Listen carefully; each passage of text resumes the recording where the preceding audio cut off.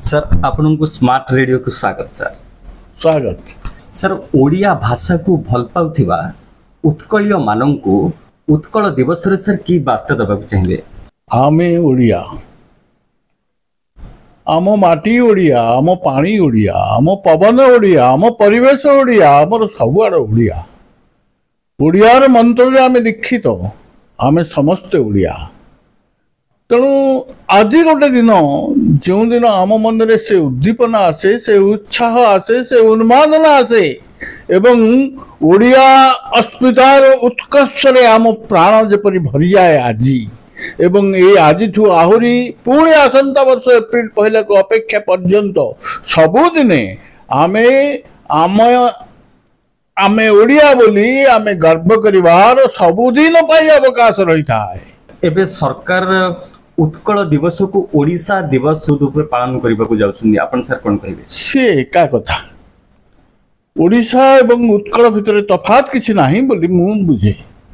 विभिन्न समय रे भौगोलिक भूखंड को नहीं केतेबेले याकू उत्कल कहा जाइछि, केतेबेले कलिंग बोली बोला जाइछि, केतेबेले तोसाली बोली कहा जाइछि, केतेबेले उड्डयन कहा जाइछि, केतेबेले उड्रदेश बोली कहा जाइछि, केतेबेले कंगोद बोली मध्य कहा जाइछि। तेणु ए सबु केवल समय अनुसार आंचलिक भित्तिरे ओडिया भाषाभाषी अंचल को ये केवल नामकरण मात्र, एथरे कौनसी तफात नहीं एवं सबु एका कथा। सर आपण देखिबे वंदे उत्कल जननी संगीत को देई एबे धीरे धीरे वंदे उत्कल जननी संगीत अवक्षय हेबार लागिति, जेमिति कि स्पष्ट भाव रे शब्दर उच्चारण करिबा। सर आपण विषय कोन कहबे? वंदे उत्कल जननी गोटे कालजयी कविता, कांत कवि लक्ष्मीकांत महापात्रंकर।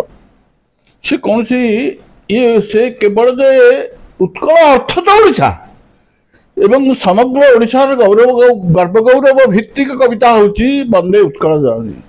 उत्कल मातार जयगान करी कवि सेतबेले जो उत्साह सहित उद्दीपनार सहित आवेगर सहित जो रचना लिखिथिले ता केवल कौन सी निर्दिष्ट अंचल पय अभिप्रेत नुहे।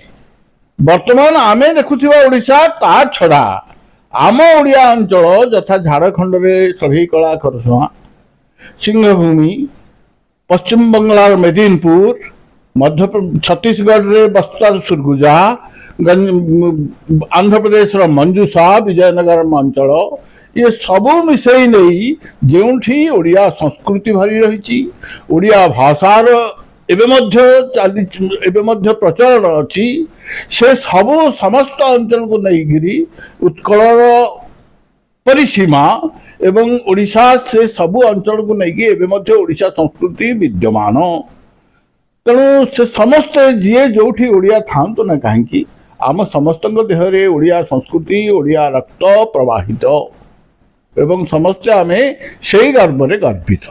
सर किंतु उत्कल दिवस जो संघर्षमय कहानी, उत्कल दिवस जो प्रतिष्ठा पछरे जो संघर्षर कहानी, सर से संघर्ष कहानी विषय किछ कहबे सर? से कहानी तो बहुत सर तबे प्रत्येक ओडिया अंततः एतिकी जानिबा उचित।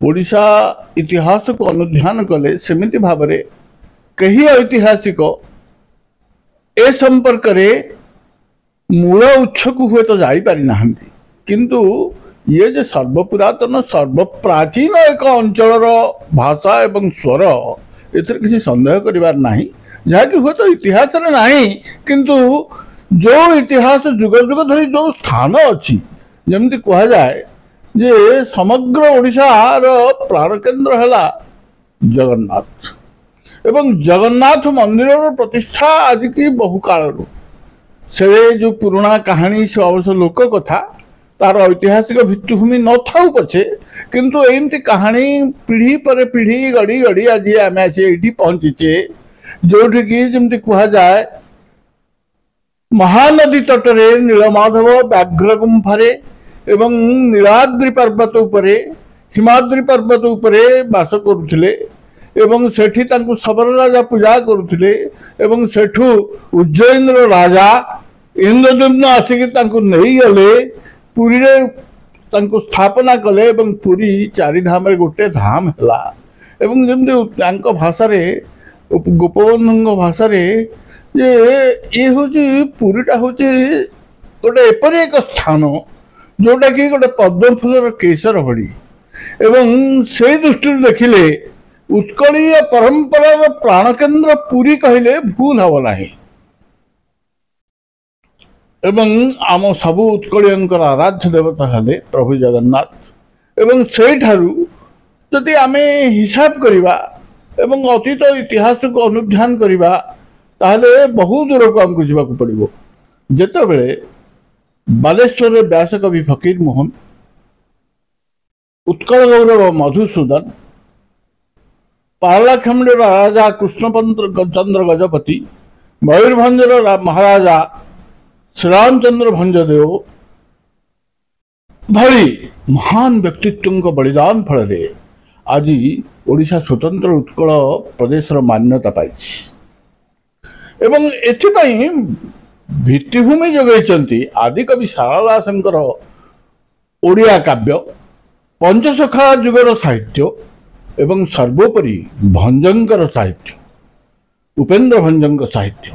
ତା ଛଡ଼ା ସମ୍ବଲପୁରର ଅସାଧାରଣ ପ୍ରତିଭା ଏବଂ କବି ଗଙ୍ଗାଧର ମେହେର, ये सबुଙ୍କର ଲେଖା କୃତି ୟାକୁ ଯଦି ଆମେ ହିସାବ କରିବା, ମିଶେଇ ନେବା, ତାହେଲେ ଆମ ପରମ୍ପରା, ଆମ ଗୌରବମୟ ଐତିହ୍ୟ ଇଏ ଯେ ସ୍ୱତନ୍ତ୍ର ଉତ୍କଳ ପ୍ରଦେଶର ଭିତ୍ତିଭୂମି ପାଇଁ ଖୋରାକ ଯୋଗାଇଥିଲା, ଏଥିରେ କୌଣସି ସନ୍ଦେହ କରିବା ନାହିଁ।